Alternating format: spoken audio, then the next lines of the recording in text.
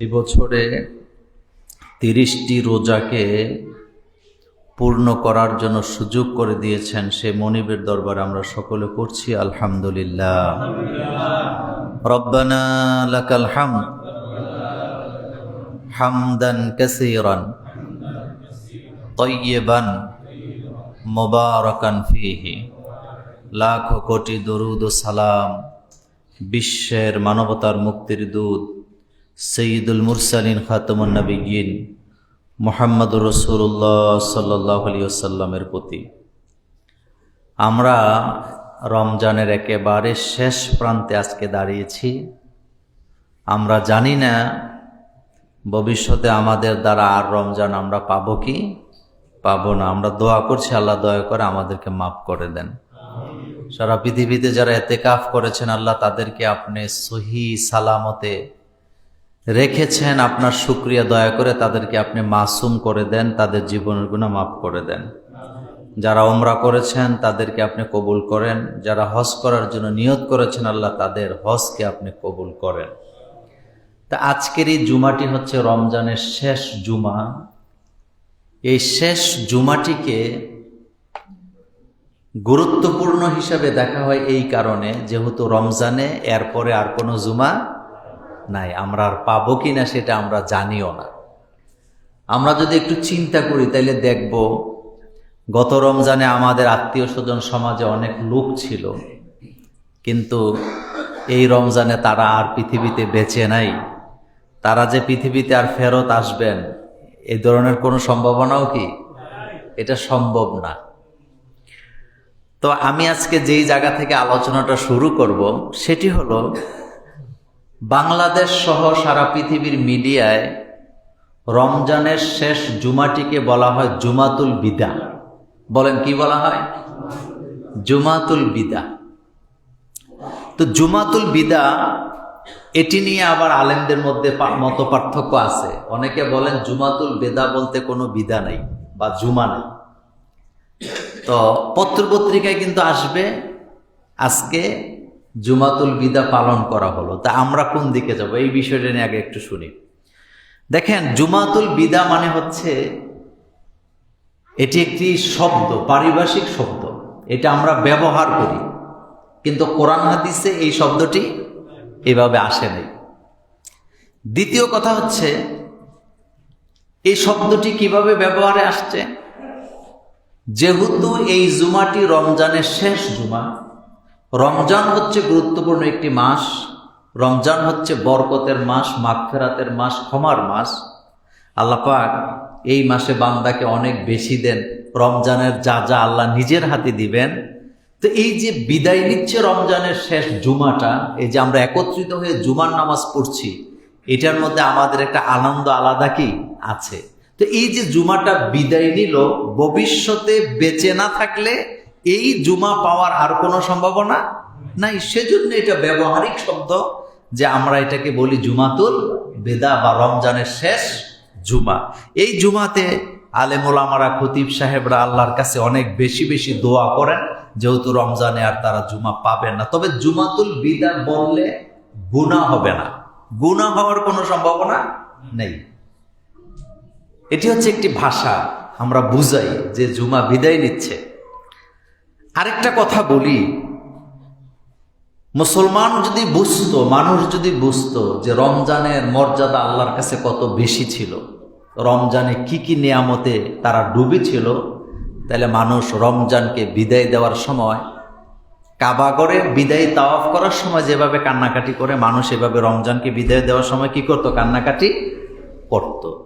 কিন্তু যেহেতু আমরা এটা বুঝি না, দেখি না, সেজন্য আমরা এটাকে বেমালুম ভুলে যাই, আমাদের কাছ থেকে বিদায় নিয়ে চলে যায়। তো প্রথমে আমরা জানলাম। এখন আসেন, আগামী দিন ইনশাল্লাহ আমাদের ঈদ হবে। রমজান এর চাঁদ ওঠার সাথে সাথে একটা গ্রুপ নামাজ থেকে বিরত হয়, মানে নামাজ বাদ দিয়ে দেয়, কথা শেষ, আনন্দে ডুবে যায়। কিন্তু ঈদের দিনের ইবাদত আল্লাহর কাছে অনেক বেশি প্রিয়। ইবনে মাজার একটি হাদিসে আসছে, রাসূল করিম সাল্লাল্লাহু আলাইহি ওয়াসাল্লাম বলেছেন, যারা ঈদের দিন ইবাদত করে, যারা ঈদের দিনে ঈদের রাতে জাগে, ঈদের রাতে কিয়ামুল লাইল পড়ে, তাওবা করে, কোরআন তেলাওয়াতে মগ্ন থাকে, এক কথা ঈদের দিন রাতে যারা ইবাদত করে, যেদিন সমস্ত রূহগুলা মৃত্যুবরণ করবে সেদিন তাদের কলবগুলা, রূহগুলা মৃত্যুবরণ করবে না। সুবহানাল্লাহি ওয়া বিহামদিহি। কি নিয়ামত! ঈদের দিনের দোয়া কবুল হয়, ঈদের দিনের রাতের দোয়া আল্লাহর কাছে কি হয়? কবুল হয়। কিন্তু আমরা দেখছি যে একটা গ্রুপ আছে, রমজানের চাঁদ উঠবে, ঈদের শুভেচ্ছা ফেসবুকে দিবে, মেসেজ দিবে, এর পরের থেকে নামাজ কি বাদ, আর নামাজে নাই। সবচেয়ে বড় কষ্টের ব্যাপার হলো ঈদের পরের দিন থেকে ইমাম মুয়াজ্জিনরা ছুটিতে যায়, কথা সত্য নেই? কিন্তু এরপরে মসজিদগুলোতে আজান দেওয়ার লোক পাওয়া যায় না, নামাজ পড়াবার লোক পাওয়া যায় না। জোর করে ধাক্কাইয়া একজন ইমাম বানাইয়া নামাজ পড়া লাগে। এই দৃশ্যগুলো আমার সমাজে আছে নাকি নাই? আমাদের সমাজে আছে। আমি একবার জোহরের নামাজের অজু করে বারান্দায় আমি আমার হাত মুখ মুছতেছি, তো কুমিল্লা বাগিচাগাঁয়ের একটা মসজিদে আপনার আজান হচ্ছে রমজানের ঈদের পরে। সব ইমাম মুয়াজ্জিন ছুটিতে চলে গেছে, আজানটা একজন নর্মাল লোকেই দিচ্ছেন। তো উনি আজান দিতে যাইয়া হাইয়া আলা সলা বলছে 5 বার। তা আরেকজন বলতেছে তোমার আজান হয় নাই, হে আবার জিদ করে বলতেছে তুমি আইসা দাও, কিন্তু মাইক কি লাগানো। তো এই যে একটা অবস্থা, রমজানের পরেও যদি রমজানের মতো মুসল্লি থাকতো তাইলে বুঝতাম আল্লাহ বলছেন লাআল্লাকুম তাত্তাকুন, তোমরা হতে পারে ফরেজগার হবা। যদি আমরা আল্লাহর ভয় হৃদয়ে জাগ্রত করতে পারতাম তাইলে রমজানের পরেও আমাদের জামাত ছুটে যাওয়ার কথা না, আমাদের নামাজ ছুটে যাওয়ার কি কথা না। সেজন্য প্রথমে আমাদের অনুরোধ থাকবে, সবার কাছে অনুরোধ থাকবে, রমজানে যেভাবে আমরা জামাতে নামাজ আদায় করেছি, কোরআন তেলাওয়াত করেছি, আল্লাহর জিকিরে মগ্ন ছিলাম, আমরা যেন বাকি জিন্দিগিটাও আল্লাহর জিকিরে মগ্ন থাকতে পারি। আল্লাহ যেন আমাদেরকে তৌফিক দান করেন, আমরা বলি আমিন। এখন আমরা জানবো জুমাতুল বিদা বলি অথবা বিদায়ী জুমাই রমজানের বলি, যেটাই বলি, যে ভাষায় বলি না কেন, এই জুমা আমাদেরকে কি কি শিক্ষা দিয়ে গেল? 1 নাম্বার, এই জুমা আমাদেরকে বার্তা দিয়ে গেছে, আল্লাহর বান্দা হতে পারে এটাই তোমার জীবনের রমজানের শেষ জুমা, তুমি আর এই পৃথিবীতে থাকা অবস্থায় আর রমজানের জুমা পাওয়ার কোনো সম্ভাবনা নাই। এক কথায় রোজা, ফরজ রোজা থাকা অবস্থায় তুমি আর জুমা পড়ার তোমার সুযোগ আর নাও হতে পারে। এই শিক্ষাটা আমাদেরকে জুমাতুল বিদা অর্থাৎ শেষ রমজান আমাদেরকে দিয়ে যাচ্ছে। দ্বিতীয় কথা হলো, আপনার আমার জীবন থেকে রমজান চলে গেছে, রমজান আর পাবো কিনা আমার কাছে কোনো খবর কি নাই, কোনো চিঠি নেই, কোনো গ্যারান্টি নেই, কোনো দলিল নেই, কোনো সমন নেই, চলে গেছে। আর দেখছেন রমজান কত তাড়াতাড়ি চলে গেছে। ঠান্ডা মাথায় যদি চিন্তা করেন তাইলে দেখবেন রোজার দিনে মানুষের শারীরিক মানসিক অবস্থা ভালো থাকে, ভালো থাকে না? ভালো থাকে। অনেক ঝামেলা থেকে আমরা রমজানে কি মুক্ত ছিলাম। 3 নাম্বার, রহমত, নাজাত, এই দিনগুলো আমাদের কাছ থেকে বিদায় নিয়ে গেছে। রমজানে যেভাবে আপনার আমার গুনাহ মাফের গ্যারান্টি পাওয়া যায়, রমজানে যেভাবে এক আমলে 70 গুণ থেকে 700 গুণ পর্যন্ত পাওয়া যায়, রমজানের বাইরে এটা পাওয়ার কোনো সম্ভাবনা নেই। আল্লাহ রাব্বুল আলামিন বলছেন মান জাআ বিল হাসানাতি ফালাহু আশরু আমসালিহা। এই আয়াতে আল্লাহ বললেন আমার বান্দারা যদি একটা ভালো কাজ করে, আমি আল্লাহ রাব্বুল আলামিন আমার বান্দাকে 10টা সওয়াব দান করি। বান্দা একটা সওয়াব করলে 10টা দেওয়া হয়, কিন্তু রমজানে দেওয়া হয় 770 গুণ, 70 গুণ থেকে 700 পর্যন্ত। কিন্তু বিপরীতে দেখেন, অপরাধ যদি করে, গুনাহ যদি করে, তাহলে একটা গুনার বিপরীতে গুনাহ কয়টা? একটা। কিন্তু হাদিসে একটা চমৎকার বিষয় আসছে। হাদিসে কুরসিতে এসেছে, আল্লাহর কোন বান্দা যখন খারাপ কাজ করার জন্য প্রতিজ্ঞা করে বা রওনা দেয়, আল্লাহ রব্বুল আলামিনের ফেরেশতাদেরকে আল্লাহ বলেন, ও ফেরেশতারা, আমার বান্দা খারাপ কাজের দিকে যাচ্ছে, তোমরা আমার বান্দার গুনাহটা লিখবা না, অপেক্ষা করো আমার বান্দা সেখান থেকে ফেরত আসে কিনা। যদি বান্দা অপরাধ করতে যায় ফেরত আসে, আল্লাহ রাব্বুল আলামিন বলেন আমার বান্দা যে আমাকে ভয় করে অপরাধের জায়গা থেকে ফেরত গেল, আমি আল্লাহ আমার বান্দাকে মাফ করে দেই। দ্বিতীয় কথা হলো, বান্দা যখন অপরাধে জড়াই যায়, আল্লাহ বলেন ফেরেশতারা অপরাধটা লিখো না, অপেক্ষা করো আমার বান্দা অপরাধের পরে ক্ষমা চায় কিনা। সুবহানাল্লাহ কোন সুযোগ আল্লাহ দিলেন, আমার বান্দা যদি অপরাধ করার সাথে সাথে আমার কাছে ক্ষমা চায়, আমি আল্লাহ রাব্বুল আলামিন আমার বান্দাকে মাফ করে দেব। কিন্তু অপরাধ করার পরে ক্ষমা চাইলো না, নিজের মধ্যে অনুশোচনা আসলো না, তখন আল্লাহ পাক ফেরেশতাদেরকে বলেন তুমি তাই লিখো আমার বান্দা যা করেছে। তার মানে একটা অপরাধের গুনাহ কয়টা লেখা হয়? একটাই লেখা হয়, কিন্তু সওয়াবের বেলা আল্লাহ বান্দাকে এত বেশি দেন, এত বেশি ভালোবাসেন, 10 থেকে 700 গুণ পর্যন্ত আল্লাহ সওয়াব বান্দাকে দান করেন। গুনার বেলা একটা করলে একটা, সওয়াবের বেলা একটার বদলা 700 পর্যন্ত দেয়। সুবহানাল্লাহ বলে। এরপরে এই রমজান আমাদেরকে শিক্ষা দিয়ে গেল, সামনের দিনগুলো তোমাকে এমন ভাবে আমল করা উচিত, রমজানে তোমরা যেভাবে আমল করেছিলা, যেভাবে কোরআন তেলাওয়াত করেছিলা। রমজান হলো আমাদের জন্য ট্রেনিং নেওয়ার জায়গা, এখান থেকে জামাতে নামাজ পড়া, কোরআন তেলাওয়াত করা, নিয়ম নীতির ভিতরে থাকা, তাকওয়ার জিন্দেগি যাপন করা, যেভাবে শিক্ষা নিলাম, রমজানের পরেও যদি আমরা সেভাবে চলতে পারতাম, তাহলে আমাদের দুনিয়া আখিরাতে আমরা সফল কাম হতে পারতাম। আল্লাহ পাক বলেন কাদ আফলাহাল মুমিনুন আল্লাযীনা হুম ফি সালাতিহিম খাশিউন ওয়াল্লাযীনা হুম আনিল লাগওয়ি মুরিদুন। এই আয়াতটা গুরুত্বপূর্ণ একটি আয়াত। দেখেন কোরআনের প্রতিটা আয়াতই গুরুত্বপূর্ণ। এখানে আল্লাহ কি বললেন? ওয়াল্লাযীনা হুম আনিল লাগওয়ি মুরিদুন। মুমিন তো তারা, সফল তো তারা যারা অনর্থক বিনা কাজে নিজের জীবনকে অপচয় করে না। এক কথায় বেফাস কাজে এমন কোন কাজ মোমেন করতে পারে না যেই কাজের কোনো রেজাল্ট নেই, যেই কাজে তার কোনো কল্যাণ নেই। আল্লাযীনা হুম আনিল লাগওয়ি মুরিদুন। মোমেন কখনো বেহুদা কাজকর্ম করতে পারে না, মোমেন কখনো আড্ডা মারতে পারে না, মোমেন কখনো কিচ্ছা কাহিনী বলে সময় নষ্ট করতে পারে না, মোমেন কখনো তাস খেলে সময় নষ্ট করতে পারে না, মোমেন কখনো জুয়ার আসরে বসে বসে সময় নষ্ট করতে পারে না, মোমেন কখনো নিজেকে খেলাধুলায় মগ্ন রেখে সময় নষ্ট করতে পারে না।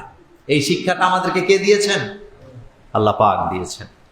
এরপরে এই রমজান, এর ব্যাপারে সর্বশেষ কথাটা বলি। দেখেন এই রমজান আমাদেরকে হিসাব করা উচিত, আমি কতটুকু নিজেকে সংশোধন করলাম, আমি কি আগের জায়গায় থেকে গেলাম নাকি আমি নিজেকে পরিবর্তন করতে পারলাম, সেই হিসাবটা আমাদেরকে এখনই করা কি উচিত। আল্লাহ রাব্বুল আলামিন আমাদের সকলকে এই রমজানের মর্যাদা, মাগফিরাত, বরকত যেন আল্লাহ দান করেন, আমরা বলি আমিন। দেখেন ইনশাআল্লাহ আল্লাহ যদি আমাদেরকে বাঁচায় রাখে, আগামী দিন আমরা ঈদের নামাজ আদায় করব ইনশাআল্লাহ। আল্লাহু আকবার, আল্লাহু আকবার, লা ইলাহা ইল্লাল্লাহ, আল্লাহু আকবার, আল্লাহু আকবার, ওয়ালিল্লাহিল হামদ। তো ঈদুল ফিতর আগামী দিন আমাদের সামনে হচ্ছে ঈদুল ফিতরের দিন। ঈদুল ফিতরে আমাদের জন্য গুরুত্বপূর্ণ 13টি সুন্নাহ। বলেন কয়টা? 13টি সুন্নাহ। রাসূল সাল্লাল্লাহু আলাইহি ওয়াসাল্লাম বলছেন, যে ব্যক্তি মান আহাব্বা সুন্নতি ফাকাদ আহাব্বানি ওয়া মান আহাব্বানি কানা মাই ফিল জান্নাহ। যেই ব্যক্তি আমার সুন্নতকে ধারণ করলো সেজন্য আমি মুহাম্মদ সাল্লাল্লাহু আলাইহি ওয়াসাল্লামকে ভালোবাসলো, আর যে ব্যক্তি আমি মুহাম্মদ সাল্লাল্লাহু আলাইহি ওয়াসাল্লামকে ভালোবাসবে সে আমি মুহাম্মদ সাল্লাল্লাহু আলাইহি ওয়াসাল্লামের পাশের জান্নাতে বাস করবে। তো ঈদের দিন আমরা করবোটা কি? ঈদের দিন কিছু ভাইয়েরা আছেন জামাতের 10 মিনিট আগে ঘুম থেকে উঠে, মানে ঈদের জামাতের ফজরের নামাজও পড়ে না, উঠে তাড়াহুড়া করে গোসল টোসল করে এরপরে একটা নামাজের মুস্তালে ঈদগাহে যায়। এরকমের লোক আমাদের সমাজে আছে নাকি নাই? আছে। আরেকটা কথা বলি, আমাদের দেশে ঈদের জামাত গুলা খুব দেরিতে হয়, যেটা আমাদের জন্য অনেক কষ্টদায়ক। এটা উচিত না। ঈদের জামাত হয় দিনের 11:30 বাজে, এটা কিসের ঈদ? রাসূলুল্লাহ সাল্লাল্লাহু আলাইহি ওয়াসাল্লাম আদেশ করেছেন, ফজরের নামাজের পর পর সূর্য ওঠার সাথে সাথে তোমরা ঈদগাহে চলে যাও। ঈদের নামাজের সুন্নত হইল সূর্য ওঠার পরে পরে ঈদগাহে চলে যাওয়া। আর আমার দেশে কোন কোন ঈদগাহে 3টা 4টা জামাত হবে, সর্বশেষ জামাত কয়টা? 11:30টা। তো জোহরের নামাজের সাথে আপনি ঈদের নামাজ পড়লেন। ঈদের নামাজ হবে সকালে, এবং সেটা অবশ্যই সূর্য ওঠার পর থেকে নিয়ে, দেরি করার কোনো সুযোগ কি নাই। তো এই ঈদের দিন ঈদুল ফিতরের 13টি সুন্নাহ। 1 নম্বরে অন্য অন্য দিনের তুলনায় আজকে একটু আগে আগে জাগ্রত হওয়া, রাতের বেলা তাহাজ্জুদের নামাজ পড়া, এটা হলো সুন্নাত। 2 নম্বরে মিসওয়াক করা। বলেন কি করা? মিসওয়াক করা, দাঁত পরিষ্কার করা। 3 নম্বরে গোসল করা। ঈদের দিন গোসল করা সুন্নত। ঈদের দিনে গোসল ফরজ না হইলেও গোসল করাটা কি সুন্নত। এরপরে 4 নাম্বার, আপনি শরীয়ত সম্মত সাজসজ্জা করবেন। ইয়া বানি আদম খুযু যিনাতাকুম ইনদা কুল্লি মসজিদ। সাজগোজ করা, ভালো পরিপাটি জামা কাপড় পরা, এটা রাসূলুল্লাহর কি সুন্নত। ঈদের দিন নতুন জামা পরা সুন্নত নয়, পরিপাটি পরিচ্ছন্ন জামা কাপড় পরা সুন্নত। এমন বান্দা আছে সাহাবাই কেরামের জীবনে যদি আপনি পড়েন, তাহলে 100 জনের মধ্যে 10 জনও পাবেন না যারা নতুন জামা কিনে ঈদ করছে। আপনি পাবেন না। জামাটা আগের, কিন্তু ধোয়া পরিচ্ছন্ন পরিপাটি একটা জামা পরে ঈদগাহের মধ্যে যাওয়া, সাজসজ্জ করা। এরপরে সামর্থ্য অনুপাতে পোশাক পরিধান করা। আপনার যদ্দূর সামর্থ্য আছে আপনি ততটুকুই, খুব বেশি বাড়াবাড়ি না করা। গতকালকে একজনের একটা সাক্ষাৎকার দেখলাম, সে কথা বলতেছে, সে বললেন এই বছর ঈদে নাকি সে 52 লাখ টাকার মার্কেটিং করছে। আপনারা কি সজাগ আছেন না ঘুমাইছেন? ঈদের মার্কেটিং করছে কত লাখ টাকা? মানে এটা কি ঈদ না তামসা? তামসা। 52 লক্ষ টাকা ঈদের মার্কেটিং। মুহাম্মদ সাল্লাল্লাহু আলাইহি ওয়াসাল্লামের উম্মতের মধ্যে এই ধরনের আদর্শ থাকা উচিত না। কিছু কিছু বাপ আছে তার ছেলে মেয়ের জন্য 3 লাখ 4 লাখ টাকা দিয়ে জামা কাপড় কিনে। আর ইদানিং আমরা তো কথা বললে দোষ, ইদানিং ব্যান্ডের নামে, ব্যান্ড বলেন কি, গত জমায় বলছিলাম ব্যান্ডই লাগো, তো ব্যান্ডওয়ালারা 300 টাকার জামা 1300 টাকা দিয়ে ঢুকাই দেয়। আমরা যে কতভাবে ঠগি, কারণ আমরা হুজুরকে বাঙালি। আমরা মানে মিনিটের মধ্যে আমাদের রং পাল্টায়। সমুদ্রে একটা প্রাণী আছে অক্টোপাস, বলেন কি, এটা রং বদলাইতে সময় লাগে, কিন্তু বাঙালির রং বদলাইতে সময় লাগে না। এই হলো আমাদের অবস্থা। একটা শুনছি, এটা কি জিনিসটা জানতেও চায় না, এটাই আমার লাগবে, এটাই আমার লাগবে, এইরকম ব্যাপারটা নয়। এরপরে 6 নাম্বার, ঈদের দিন সুগন্ধি ব্যবহার করা সুন্নত। এই সুগন্ধিটা আতর, বলেন এটা কি? আতর হতে পারে, অথবা আপনি যদি পারফিউম ব্যবহার করেন তাহলে পারফিউমটা দেখে নিবেন অ্যালকোহলের মাত্রাটা কত। শরীয়তে অ্যালকোহলের মাত্রা অনুযায়ী জায়েজ না জায়েজ এটা কি, এজন্য বেশি অ্যালকোহল থাকলে ওই সেন্ট আমাদের জন্য ব্যবহার করা কিনা উচিত না। আতর এটা আপনি ব্যবহার করবেন, রাসূল সাল্লাল্লাহু আলাইহি ওয়াসাল্লাম আতরকে ব্যবহার করতেন। এরপরে 7 নাম্বার, ঈদুল ফিতরে ঈদগাহে যাবার আগে খাবেন। ঈদগাহে যাওয়ার আগে খাবেন। স্ত্রীদেরকে বলে দিবেন, বাড়িতে মহিলাদেরকে বলে দিবেন যে ফজরের নামাজের সাথে সাথে যেন একটু সেমাই রান্না করে ফেলে, একটু খেজুর থাকে, পানি থাকে, এটা খেয়ে এরপরে আপনি ঈদগাহে যাবেন। এটা হলো সুন্নত। এক কথায় বুঝায় দেই, ঈদুল ফিতরের দিনে খাইয়া, অর্থাৎ ইফতার করে ঈদগাহে যাওয়া সুন্নত, আর কুরবানির ঈদে নামাজ পড়ে এসে পশু জবে করে ওই গোশত দিয়ে খাওয়া সুন্নত। কথাকে বুঝাইতে পারলাম? এখন যদি সেমাই রান্না না হয়, 2টা 3টা খেজুর খেয়ে আপনি, 3টা বেজোর সংখ্যা, 3টা খেজুর খেয়ে 1 গ্লাস পানি খেয়ে আপনি ঈদগাহে যাবেন। এরপরও না খাই ঈদগাহে যাবেন, এটা সুন্নত। বলেন এটা কি সুন্নত? খেয়ে যাবেন 3টা খেজুর, অথবা আপনি সেমাই রান্না হইলে খাবেন। এক কথা ইফতার করে আপনি সেখানে যাবেন। 8 নাম্বার, সকাল সকাল ঈদগাহে যাওয়া, যেটা আমি শুরুতে বলেছিলাম। ঈদগাহে যায় এটা কখন? 11টায়, 10টায়, 10:30টায়। তো 10:30টায় 11টায় ভাই কিসের ঈদের নামাজ? আপনারা যারা মিডল ইস্টে গেছেন, অথবা সৌদি আরবে যারা ছিলেন, অথবা যাদের আত্মীয় স্বজন আছে, আপনি খবর নিয়ে দেখেন তো, তারা প্রত্যেকে আপনাকে সাক্ষী দিবে যে এখানে ফজরের নামাজের সাথে সাথে আমরা, সূর্য ওঠার সাথে সাথে আমরা ঈদগাহে যাই। কিন্তু আমাদের বাংলাদেশে কমিটি আছে ঈদগাহ, বলেন কি আছে? তো কমিটির সিদ্ধান্ত ছাড়া ঈদের জামাত হবে না। তো কমিটির মধ্যে কিছু বড় সাপ ছোট সাপ থাকে যাদের ঘুমের ডিস্টার্ব হবে, এই জন্য জামাত কয়টায়? 10টায়। জামাত কয়টায়? 11টায়। এই যে একটা সমাজ, রাসূল সাল্লাল্লাহু আলাইহি ওয়াসাল্লামের সুন্নাহর কাছে আমাদেরকে ফেরত যেতে হবে। আল্লাহ যেন আমাদেরকে তৌফিক দেন, আমরা বলি আমিন। এরপরে 9 নাম্বার ঈদের দিনের সুন্নাত হলো ঈদুল ফিতরে ঈদগাহে যাওয়ার পূর্বেই সাদাকাতুল ফিতর আদায় করে যাওয়া। সাদাকাতুল ফিতর, এই আজকে যদি সকালে বাচ্চা জন্ম নেয়, ওই বাচ্চারও কি দিতে হবে? সাদাকাতুল ফিতর, অর্থাৎ ফিতরা দিতে হবে। আমাদের দেশে ফিতরা নিয়ে যা করে ইসলামী ফাউন্ডেশন, কিছু করার নেই। 110 টাকা দিছে এই বছর ফিতরা। কত দিছে? আমার পছন্দ হয়নি। আমি জানি আমার সাথে অনেক আলেম এক হবেন, আবার অনেকে দ্বিমত করতে পারেন। 110 টাকা দিয়ে ফিতরা কিভাবে আদায় হয়?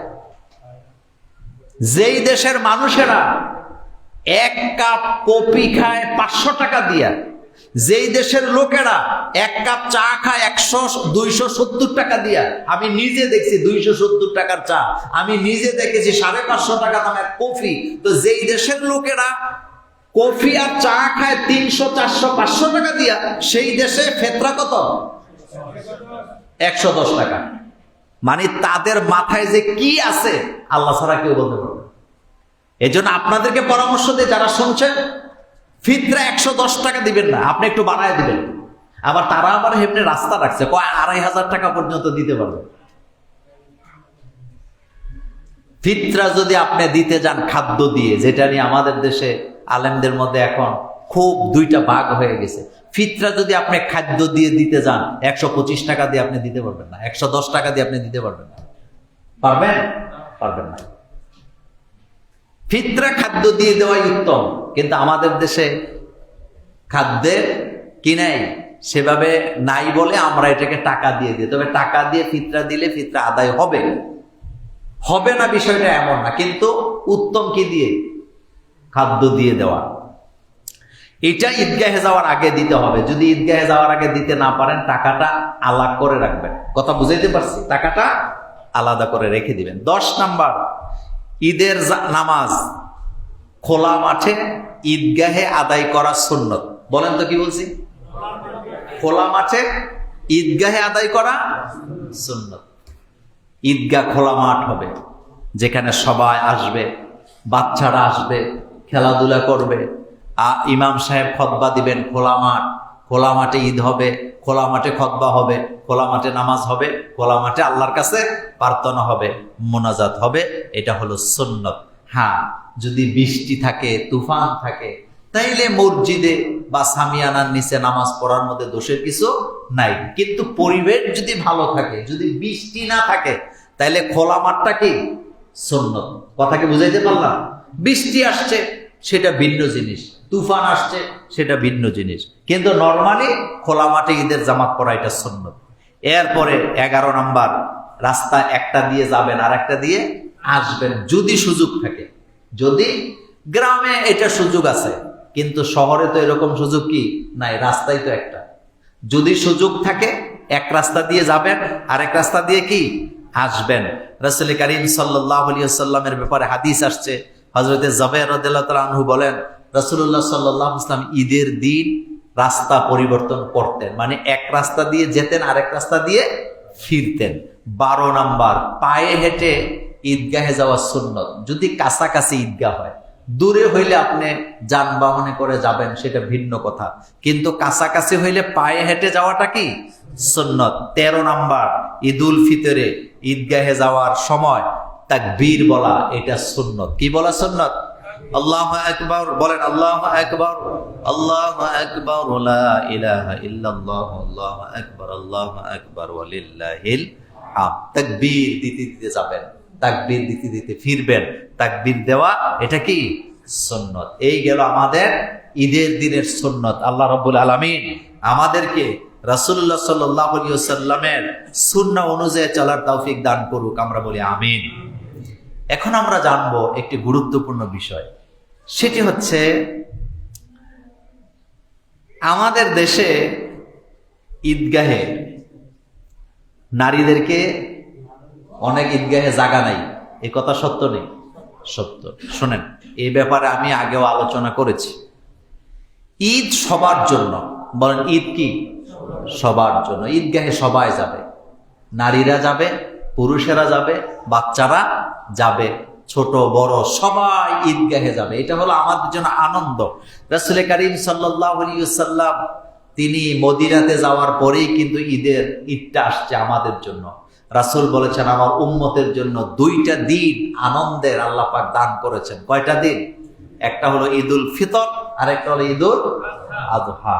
তো ওখানে সবাই যাবে, নারী পুরুষ বাচ্চা সবাই যাবে। এমনকি রাসূলুল্লাহ সাল্লাল্লাহু আলাইহি সাল্লাম বলেছেন, ঋতুবর্তী নারী যাদের পিরিয়ড চলতেছে তারাও ঈদগাহে যাবে, তবে তারা নামাজ পড়বে না, কিন্তু যখন দোয়া হবে তারা দোয়ার সাথে আমিন আমিন বলবে। এই কথা বলেছেন মুহাম্মাদুর রাসূলুল্লাহ সাল্লাল্লাহু আলাইহি ওয়াসাল্লাম। আচ্ছা, রাসূলুল্লাহর চাইতে বেশি জ্ঞানী আর কেউ আসেনি? আসতে কইলেন, আর কেউ আসেনি? তো রাসূল বলতেছেন যে সমস্ত নারীরা ঈদগাহে যাবে, এমনকি রাসূল বলতেছেন ঋতুবর্তী নারীরাও যাবে। এই কথাটার গুরুত্ব কত আপনি বলেন তো? আমাদের দেশে আমরা ওই যে বলি আর কি, গায়ের জোরে ফতুয়া চলে এদেশে। নারীরা মার্কেট করতেছে, নারীরা নির্বাচনে ভোট দিতেছে, নির্বাচনে দাঁড়াইতেছে। দাঁড়ায় কি দাঁড়ায় না? মার্কেট কি পুরুষেরা করে না মহিলারা করে? পুরুষদের খানা নাই, বেআইরে দিতে হবে, বেআইনরে দিতে হবে, জামাইরে দিতে হবে, মেয়েরে দিতে হবে, নাতিরে দিতে হবে। পুরুষ যদি আমি কিনা এনে দেয়, মহিলাকে আপনি বুঝবেন না। আর বাংলাদেশের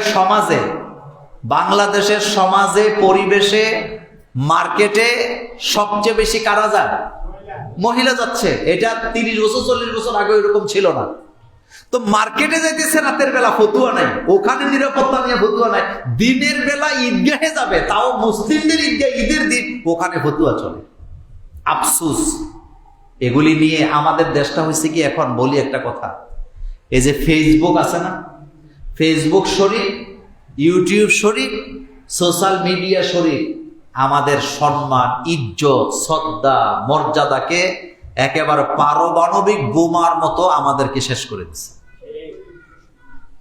মর্যাদাশীল ব্যক্তিদের এমন এমন লোকেরা মর্যাদা নিয়ে টানাটানি করে, যার ওর জুতা বাস করে দেওয়ার যোগ্যতা তার নাই। সে ঘরে বসে আছে, ইচ্ছা মতো একটা কমেন্টস করতেছে, ইচ্ছা মতো লিখতেছে, তার মনে যা চাইতেছে, কি লিখতেছে এতে নিজেও জানে না। এরকমের লেখা মাঝে মধ্যে আপনারা ফেসবুকে পান নাকি পান না? মনে হয় যেন গাঞ্জা খাইয়া লিখতেছে। এই হলো আমাদের সমাজ, আমাদের অবস্থা। আরে ভাই, যেখানে নিরাপত্তা আছে দিনের বেলা যাবে, যেখানে নারীদের জন্য আলাদা ব্যবস্থা করা হবে, সেই জায়গাতে মহিলারা ঈদের জামাতে যাওয়ায় কোনো সমস্যা নাই, কোনো নিষেধও নাই। কিন্তু এমন যদি হইতো যে না, নারীরা ঘর থেকে বের হইতে পারে না, তারা নিরাপদ না, তাইলে ফতুয়া ভিন্ন ছিল যে নিরাপত্তার অভাব আছে। কিন্তু আলহামদুলিল্লাহ, বর্তমান বাংলাদেশে কি নিরাপত্তার কোনো অভাব আছে? দিনের বেলা তারা যদি ঈদগাহে যায় অথবা মহিলারা যদি জুমার নামাজে যায়, তাহলে আপনি বলেন তো তাদের নিরাপত্তার কোনো অসুবিধা আছে? আচ্ছা, আরেকটা মজার কথা বলি। আমাদের মার্কেট গুলাতে, বিভিন্ন মসজিদ যেগুলাতে আপনি দেখেন, যেখানে নারীদের নামাজের ব্যবস্থা থাকে না, আপনি যদি একটু ঠান্ডা মাথায় চিন্তা করেন তাহলে কথাটা বুঝবেন।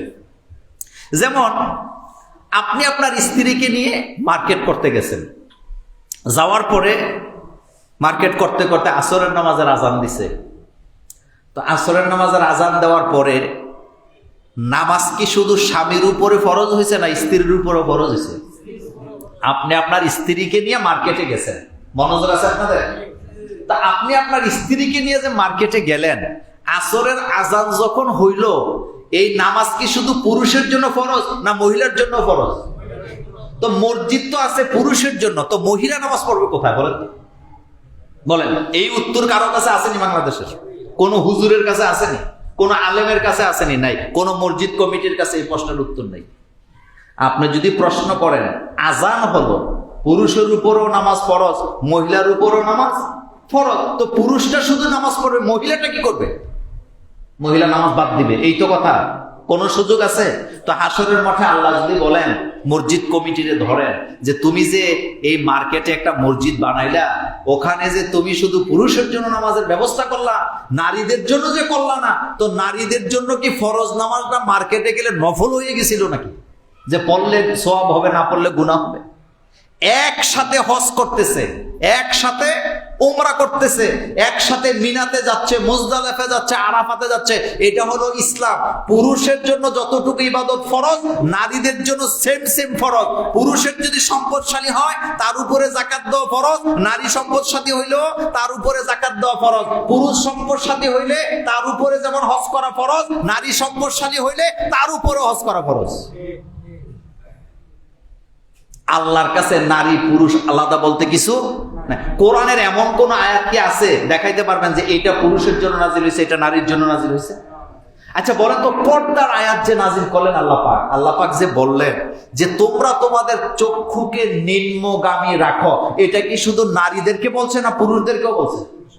আসতে কইলেন, পুরুষদেরকে আরো আগে বলছে চোখ নিচে রাখো, নারীদেরকেও বলছে চোখ নিচে রাখো। ইসলামে নারী পুরুষ আলাদা বলতে কিছু নাই। আচ্ছা আজ পর্যন্ত কোন আলেম কি এই ফতুয়া বা ওয়াজ করতে পারছেন যে পুরুষেরা নামাজ পড়লে সওয়াব বেশি পাবে, পুরুষেরা যাকাত দিলে সওয়াব বেশি পাবে, পুরুষেরা হজ করলে যাকাত বেশি পাবে, পুরুষেরা কালিমা পড়লে সওয়াব বেশি পাবে, পুরুষেরা রোজা রাখলে সওয়াব বেশি পাবে, নারীরা একটু কম পাবে? এরকমের ওয়াজ কি আজ পর্যন্ত আপনারা শুনছেন? শোনেন নাই। তার কারণ এই ধরনের ওয়াজ ইসলামে কোরআন হাদিসে নাই। আল্লাহ পাক বলছেন আমার কাছে নারী পুরুষ সবাই কি সমান, সবাই আমার বান্দা, সবাই আমার গোলাম। সুতরাং যদি সুযোগ থাকে অবশ্যই নারীরা ঈদগাহে যাবেন, তবে তাদের জন্য ব্যবস্থা করা কি উচিত, তারাও আমাদের সাথে দোয়ায় কি হবেন, শামিল হবেন। আল্লাহ রাব্বুল আলামিন আমাদেরকে বুঝার তৌফিক দান করুক, আমরা বলি আমিন। কয়েকটি প্রশ্ন আসছে আমার কাছে, যেহেতু প্রশ্নগুলো আমাকে মোবাইলে দেওয়া হয়েছে, আমি দেখে দেখে আপনাদের প্রশ্নগুলোর জবাব দিয়ে দিচ্ছি ইনশাআল্লাহ।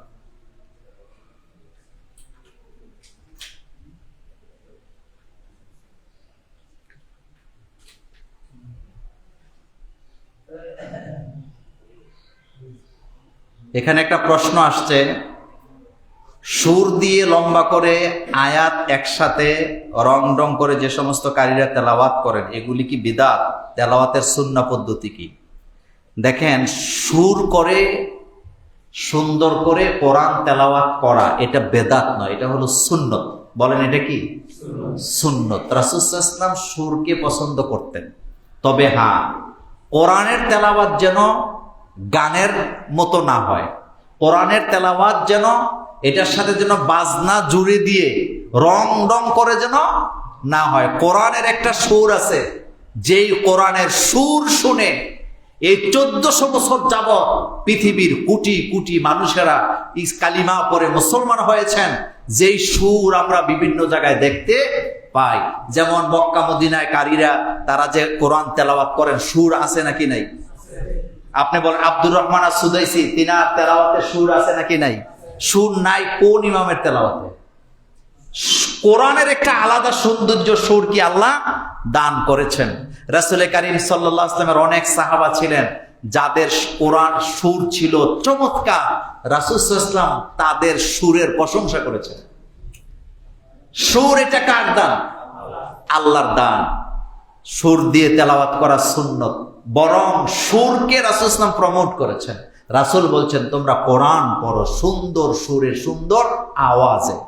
কণ্ঠ আছে কিন্তু সুন্দর করে তেলাওয়াত করে না, গুনাহ আছে নাকি নাই? গুনাহ আছে। এজন্য দালাও ভাবে সুর দিয়ে কোরআন তেলাওয়াত করলে বেদাত, এটা বলার কোনো সুযোগ নাই। হ্যাঁ, কোরআনের সাথে বাজনা জুড়ে দেওয়া, কোরআনের আয়াতকে গানের মতো করে, মানে গান যেভাবে গায় এভাবে পড়া, এটা কি বেদাত, এবং এটা উচিত নয়। কোরআনের সাথে বেয়াদবি হয়। কোরআনের একটা আদব আছে, কিন্তু কোরআনকে সুর দিয়ে পড়বেন, এটাই তো কোরআনের সৌন্দর্য। আলহামদুলিল্লাহ, পৃথিবীতে কোরআনের সুরের মতো আর কোনো সুর নাই। কোরআনকে যেভাবে যা পৃথিবীতে যত মানুষ আছে, যেই কণ্ঠই হোক, সে কোরআন পড়লে সুন্দর লাগে। আলহামদুলিল্লাহ, বাংলাদেশে হাজার হাজার কারি, তারপরে হাফেজ আছে কি নাই? আছে। আমাদের কারীদের তেলাওয়াতে আমরা মুগ্ধ হই। সুতরাং সুর দিয়ে কোরআন পড়বেন, তবে সেটা যেন গানের মতো না হয়, রিংটোনের মতো না হয়, বাজনা দিয়ে যেন না হয়। আল্লাহ পাক আমাদেরকে বুঝার তৌফিক দান করুক, আমরা বলি আমিন। এখানে একটা প্রশ্ন আসছে, ছোট বাচ্চাদের আদর করে চুমু দেওয়া যাবে কি? এক্ষেত্রে শরীয়তের বিধান কি? দেখেন, ছোট বাচ্চাদেরকে আদর করা, চুমু খাওয়া, এটা সুন্নাত। বলেন, এটা কি সুন্নাত? ছোট বাচ্চাদেরকে আদর করা সুন্নাত। একজন বেদুইন রাসূল করিম সাল্লাল্লাহু আলাইহি সাল্লামের সামনে আসলেন। তিনি দেখলেন রাসূল সাল্লাল্লাহু আলাইহি সাল্লাম ছোট বাচ্চাদেরকে চুমু খায়, আদর করে। বেদুইন বললেন, ইয়া রাসূলুল্লাহ সাল্লাল্লাহু আলাইহি সাল্লাম, আপনারা তো বাচ্চাদেরকে কোলে নেন, বাচ্চাদেরকে আদর করেন, চুমু খান, কিন্তু আমরা তো বাচ্চাদেরকে আদর করি না। রাসূলুল্লাহ সাল্লাল্লাহু আলাইহি সাল্লাম বললেন, যাদের হৃদয়ে ঈমান নেই তাদের হৃদয়ে ভালোবাসাও নেই। ইমাম হাসান হোসেনকে রাসূল সাল্লাল্লাহু আলাইহি সাল্লাম আদর করতেন, চুমু খাইতেন। আমরা যারা ইসলাম মানে, আমরা আমাদের সন্তানদেরকে কি করি? চুমু দেই, আদর করি। তবে সেটা নিজের সন্তানকে দিবেন, সেটা নিজের সন্তান। তো নিজের সন্তানকে, নিজের সন্তান আপনার যেমন নানা যে, নানি যে, সে তার নাতি নাতনিদেরকে দিবে, দাদা দাদি নাতি নাতনিকে দিবেন, বাবা মা তার সন্তানকে দিবেন, কিন্তু আরেকজনের বাচ্চাকে ধৈর্য না চুমু দেওয়া দরকার নেই। কথা কি বুঝাইতে পারলাম? আরেকটা কথা বলি, মনে পড়ছে, আমাদের দেশে দাদা দাদি, দাদা আর নানারা, আমাদের দেশে দাদা আর নানারা নাতনিদের সাথে ঠাট্টা মস্কারা করে। যেমন উপমাটা এরকম, একজন দাদা অথবা নানা তার নাতনিরে নিয়ে দোকানে গেছে, একটা চিপস কিনে দিছে। আরেকজন জিজ্ঞেস করতেছে, এটা কে? চিনলাম না তো। উনি ঠাট্টা করে কয়, এটা আমার সেকেন্ড ওয়াইফ। দুষ্টামি করে বলে, বলে কি বলে? এটা বলা কবিরা গুনাহ, জঘন্য অপরাধ। কারণ নাতি নাতনি এগুলা হলো আপনার সন্তান। কথা বুঝেন নাই বোধহয়? এটা আপনার মস্কারা জিনিস না, এটা আপনার ঠাট্টা করা জিনিস না, এটা আপনার এগানা না বেগানা, আপনার মুহরিমেরা। এদের সাথে বিয়ে শাদী আপনার জন্য কি হারাম। এটা আপনারই সন্তান, এটা আপনার রক্ত। কিন্তু আপনি কোন সংস্কৃতি থেকে এইগুলো আমাদের বাংলাদেশে আসছে আমরা জানি না। নাতনির সাথে দুষ্টামি করে, নাতনিরে ওয়াইফের মতো দুষ্টামি করে কথা বলে, মস্করা করে। এটা আপনার বেআইন না, আপনি দুষ্টামি করবেন। বেআইনের সাথেও তো দেখা দুষ্টামি জায়েজ না, কিন্তু কথার কথা বললাম।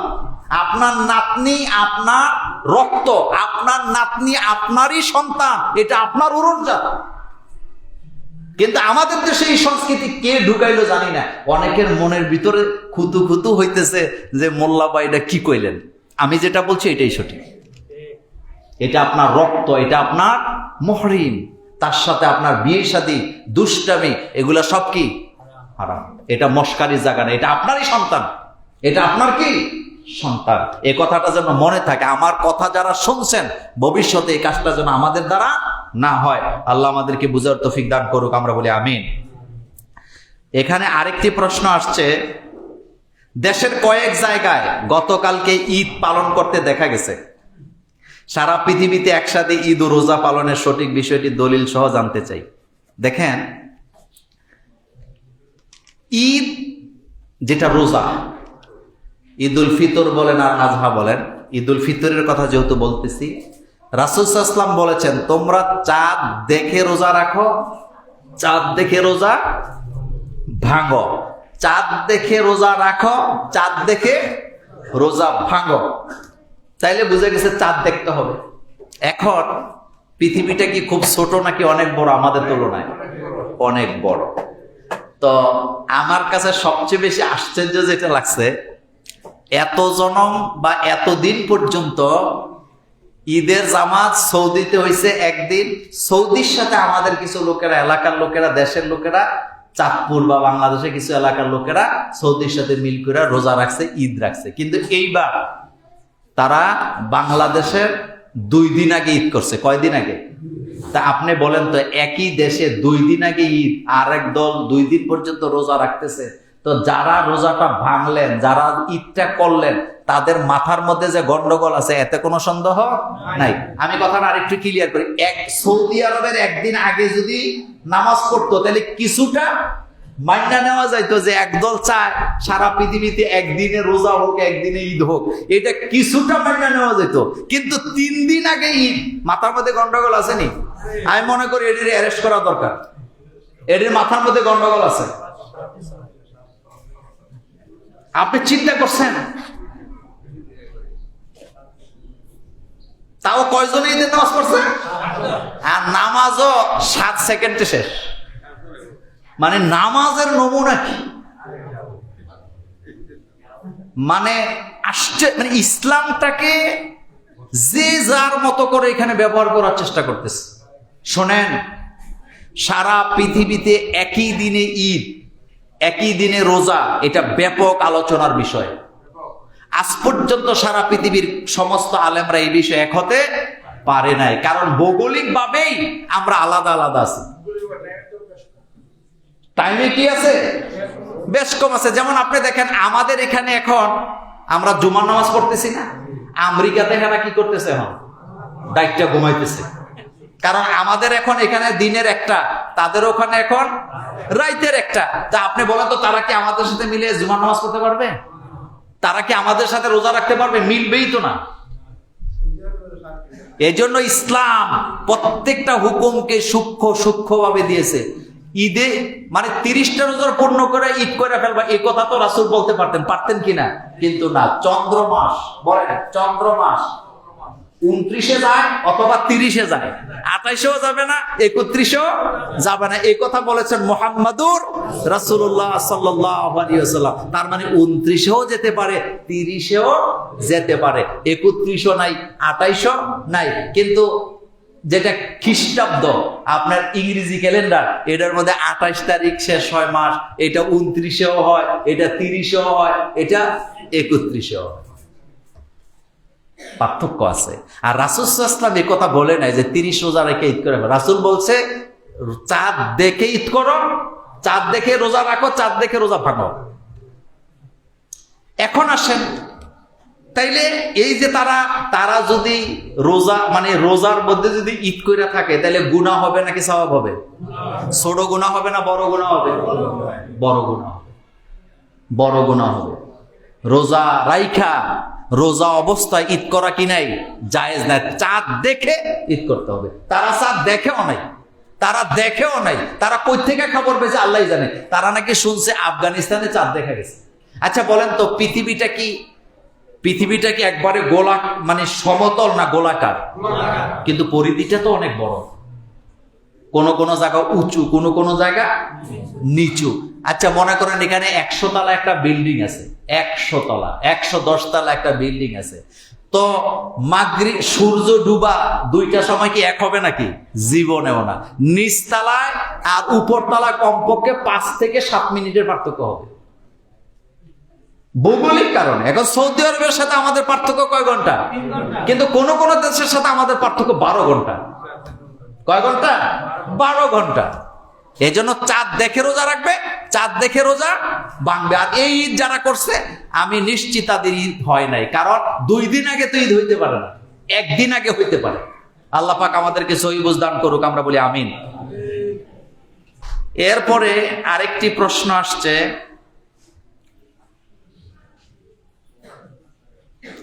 মহিলাদের ঈদের জামাতে গিয়ে সালাত আদায় করার বিধান কি হাদিসের? এটা তো আলোচনা করে ফেলেছি, মহিলারা ঈদগাহে যাবেন, এটা নতুন করে বলার দরকার নেই। সর্বশেষ একটি প্রশ্ন আসছে, রমজান পরবর্তী করণীয়, ঈদের দিনের করণীয় সুন্নাহ বর্জনীয় আমলের ব্যাপারে কিছু জানতে চাই। এটা একটু বলে দেই। সেটি হলো, ঈদের দিন সকাল সকাল ঘুম থেকে উঠবেন, ঈদের নামাজ ঈদগাহে পড়বেন, খোলা মাঠে পড়বেন, সবার জন্য দোয়া করবেন। আমাদের দেশে ঈদ মানে মনে করি আমরা কোলাকুলি, বলেন কি? কোলাকুলি ঈদের সাথে কোনো সম্পর্ক নাই। মুসাফা করবেন, দোয়া করবেন। আর কোলাকুলি এটা কিন্তু বুকের সাথে বুক যেটা আমরা মিলাই, এটা হলো মুআনাকা। বলেন এটা কি? কথা কর না। মুআনাকা এটা আপনি ঈদের দিন যেভাবে আমরা কোলাকুলি করি, আমি মাঝে মাঝে দেখছি অনেকে দললে আর ছাড়ে না, লাইন ধরে আছে। আমি গত বছর আমার গ্রামে ঈদের নামাজ পড়াইছি সেখানে, তো আমাকে একজন জড়ায়া ধরছে, উনি আর ছাড়ে না, মুরব্বী মানুষ। পেছন থেকে আরেকজন কয়, তুমি ফুরা লইয়া যাও মোল্লা নাজিম, আমরা আর দরকার নেই। তো এখন বিষয়টা এরকম না, বিষয়টা হচ্ছে ঈদ মানে আনন্দ, কিন্তু ইসলামে আনন্দটা হবে শালীন ভাবে। বলেন কিভাবে? আর আমাদের দেশে কোলাকুলি যদি আপনি কন বাংলায়, তো কোলাকুলি মানে কি? আপনি আমার কোলে উঠবেন, আমি আপনার কোলে উঠতে, বুকের সাথে বুক মিলাইলে কি কোলাকুলি হয়? কোলাকুলি শব্দটা ব্যবহারই তো ভুল, এটা কোলাকুলি হইল কেমনি? এটা তোলে হবে বোকাবুকি, মানে একসাথে মিলাইলেন। তবে হ্যাঁ, কাঁধে কাঁধ মিলানোটা কি সুন্নাত? বলেন, কাঁধে কাঁধ মিলানো সুন্নাত। আপনি কাঁধের সাথে কাঁধ মিলাবেন, একেবারে আংটা দিয়ে ধরে রাখবেন 2 মিনিট, ভালোবাসা মনে হয় যেন বুক থেকে আদান প্রদান হইতেছে, কিরকম যেন না হয়, সুন্দরভাবে হবে। আর দোয়া হবে, তাকাব্বালাল্লাহু মিন্না ওয়া মিনকুম, দোয়া করবেন, এটা সুন্নত। বলেন এটা কি? সাহাবায়ে কেরাম দোয়া করতেন ঈদের দিন। আরেকটা হলো একজন আরেকজনের বাড়িতে যাবেন, শুভেচ্ছা বিনিময়, যেটাকে আমরা বলি, কেউ দাওয়াত দিলে আপনি গ্রহণ করবেন, এটা তো মোমেনের হক। একজন মুসলমান আরেকজন মুসলমানের উপরে হক আছে না? তা আমি যদি আপনাকে বলি, ভাই আপনি আমার বাসায় একটু নাস্তা করবেন, আপনি যাবেন। আবার আপনাকে কেউ ডাকলে আপনি যাবেন, আপনিও কাউকে ডাকবেন। আর ঈদের দিন সবচেয়ে বড় যে বিষয়টা, ভাই বোনকে একটু খোঁজ খবর নিয়েন, এক একজন এক এক দিকে আছেন। ঈদের দিনটাই আমাদের জন্য হয় বেজাল মিঠাবার দিন যেন হয়, কথা ঠিক না? ঈদের দিন কারোর সাথে রাগ করে আছেন, আপনি একটা ফোন দিলেন, ভাই কেমন আছেন, কি অবস্থা, তাহলে রাগ আছে না গেছে? লোকটা অন্তত মনে মনে বলবে, ভাই তো আমাকে একটু স্মরণ করছে। ঈদের দিন আপনি কাউকে একটা মেসেজ দিলেন, লোকটা আপনার জন্য ভালোবাসা জাগ্রত হয়েছে, উনি আমাকে মনে রাখছেন, দোয়া করছেন। সেজন্য শালীনভাবে আমরা ঈদটা পালন করব, অশালীনভাবে কিছুই যেন আমরা না করি। গত কয়েকদিন আগে দেখলাম একটা জিনিস দেখে আমার কাছে খুব খারাপ লাগছে, যেহেতু কথাটা মনে পড়ছে। সেটা হলো, বাংলাদেশের সিনেমা হলগুলি দিনে দিনে বন্ধ হয়েছে না চালু হয়েছে? তো জোরে কইবেন, বন্ধ হয়েছে না চালু হয়েছে? আপনারা খুশি না বেজার? খুশি না? কিন্তু ইদানিং আবার শুনলাম ওই যে কি মার্কেটে বলে আবার সিনেমা চালু হইব। হ্যাঁ,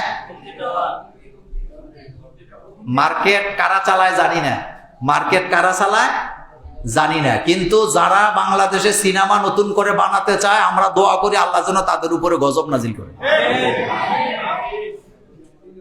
বাংলাদেশে এখন সিনেমা চাওয়ার মতো লোক নাই, নামাজ পড়ার মতো লোক আছে। পারলে মার্কেটে বড় করে একটা মসজিদ বানা, বেটা সিনেমা হল বন্ধ কর। বেটা কিসের সিনেমা হল বানাস তুই? বেটা তোর সিনেমা হলের ভিতরে একদিন মানুষে পেশাব করবো বেটা।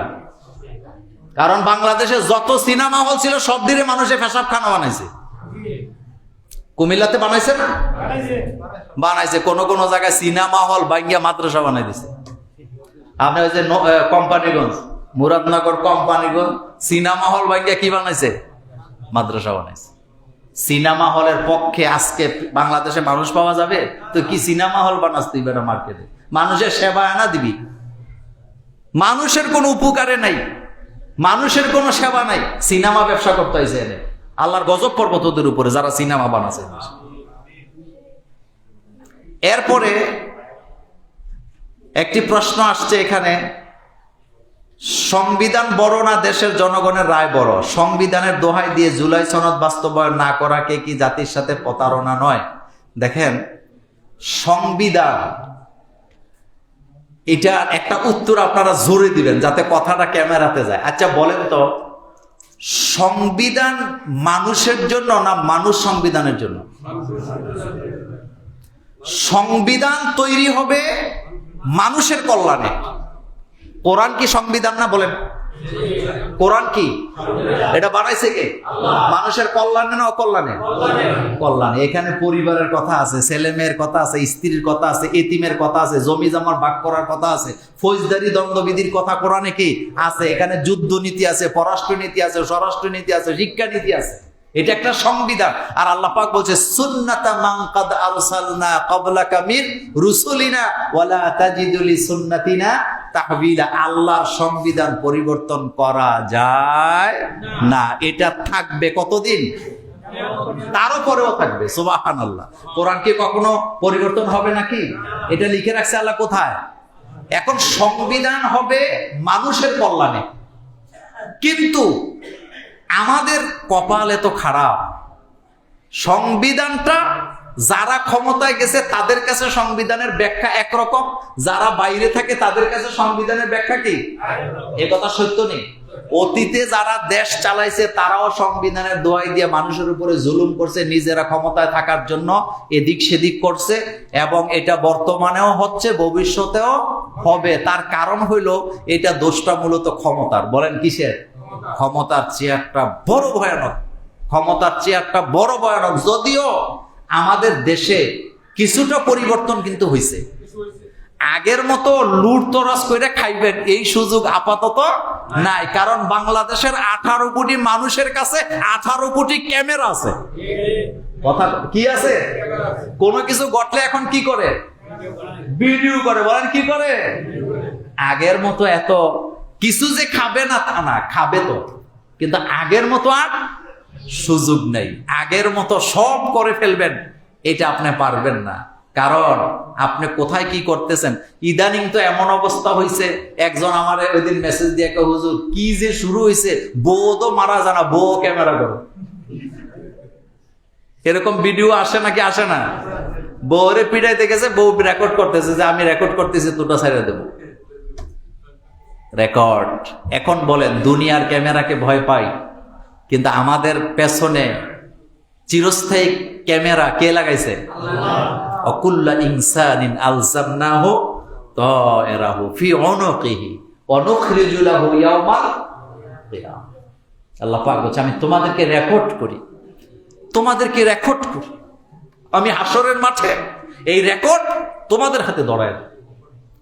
তো কথা বলছিলাম সংবিধান নিয়ে। শুনেন, সংবিধান হবে মানুষের কল্যাণে, সংবিধান যেন না হয় মানুষকে অত্যাচার করার জন্য। ফেরাউন যে মানুষ মারছিল, হেতেও কিন্তু নিজের সংবিধানের কি দিছে? দোহাই দিছে। মানে সংবিধান নিজে তৈরি করে ইউজাব্বিহুনা। ফেরাউনের সংবিধানের একটা আর্টিকেল হলো ইউজাব্বিহুনা আবনাআকুম ওয়া ইস্তাহইউনা নিসাআকুম। ফেরাউন সাংবিধানিকভাবে আইন করছে, আমার দেশে ছেলে সন্তান হইলে হত্যা করো, মেয়ে হইলে ছেড়ে দাও। এটা তার সংবিধানে ছিল, কিন্তু তার সংবিধান তারে রক্ষা করতে পারছেনি। নমরুদেরও একটা সংবিধান আছিল, কি কে বলে? নমরুদের সংবিধান নমরুদকে বাঁচাইতে পারে নাই, কারণ নিজেরা সংবিধান নিজেদের স্বার্থে বানাইছে।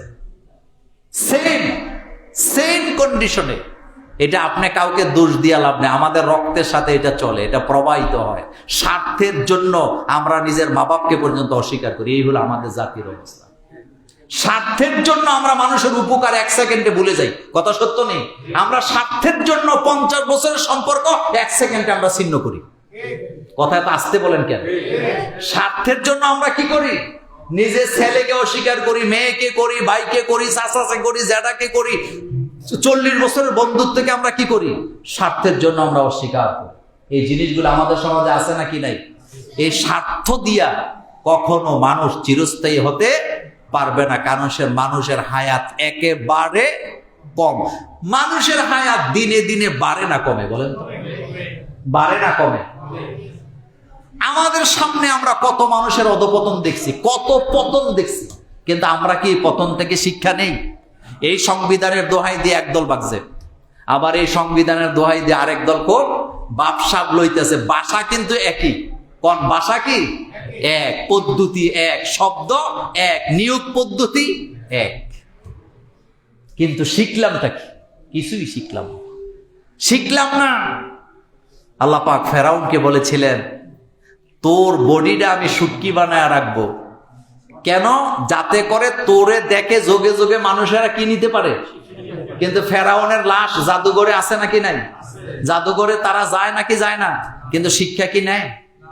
নেয় না। একজন গাঁজাখুর, নেশাখুরের জীবন ধ্বংস, তার কিডনি শেষ, তার পরিবার শেষ, তে নিজে শেষ, তে হাঁটতে লাগলে ডান দিকে চলে যায়, বাম দিকে। এগুলি দেখার পরেও নতুন করে নেশায় যুক্ত হয় নাকি হয় না? শিক্ষা নেয় নাকি? চোর ধরা পড়লে যে তার আড্ডি গুড্ডি শেষ হইব, এটা চুরি করার আগে জানে নাকি জানে না? কিন্তু তে কি শিক্ষা নেয়? শিক্ষা নেয়? নেয় না। পাপিষ্টরা জানে দুনিয়াতেও লাঞ্ছিত অপমানিত হবে, আখেরাতেও হবে, কিন্তু পাপ কি ছেড়ে দিচ্ছে সবাই? না, তারাই ছাড়ে, তারাই সংশোধন হয় যারা ভয় করে কাকে? আল্লাহকে। সুতরাং ক্ষমতার চেয়ার এটা কচু পাতার পানি। বলেন এটা কি? ঠুস করে কখন যাবে কে জানে? বলেন কে জানে? আল্লাহ জানে। এই জন্য বড় বড় কথা কইেন না, বড় বড় কথা বললেন না। সংবিধান হবে মানুষের কল্যাণে, মানুষকে হাত পা বাঁধার জন্য, মানুষের মতামতকে অ্যাভয়েড করার জন্য কখনো সংবিধান হতে পারে না। প্রত্যেকটা কাজ হবে মানুষের কল্যাণে। পৃথিবীতে অনেক দেশ আছে সংবিধানই নেই, এরকম দেশ আসেনি? আসেনি? তো তাদের দেশ কি ভালো চলে না খারাপ চলে? আপনি কি জানেন এই যে ইংল্যান্ড, যেটা ওদের তো লিখিত কোনো সংবিধান নেই, কিন্তু তাদের দেশ, তারা কি আমাদের চেয়ে খারাপ চলে নাকি? ব্রিটিশদের কাজকর্ম আপনারা বলেন তো, যারা মুরব্বী আছেন, ব্রিটিশরা যে আমাদের দেশে ব্রিজ টিরিজ করে গেছে, বিল্ডিং করে গেছে, এগুলো এখনো আছে নাকি নাই? চিন্তা করেন তো, চিন্তা করেন তো তাদের ব্রেন তারা কিভাবে কাজ করে গেছে। ব্রিটিশের করা বিল্ডিং এখনো বাংলাদেশে দাঁড়িয়ে আছে, ব্রিটিশের করা রেল লাইন, রেল ব্রিজ এখনো মাথা উঁচু করে দাঁড়িয়ে আছে। আমরা কালকে বললে পরশু দিন মেঘে হয়ে যায়।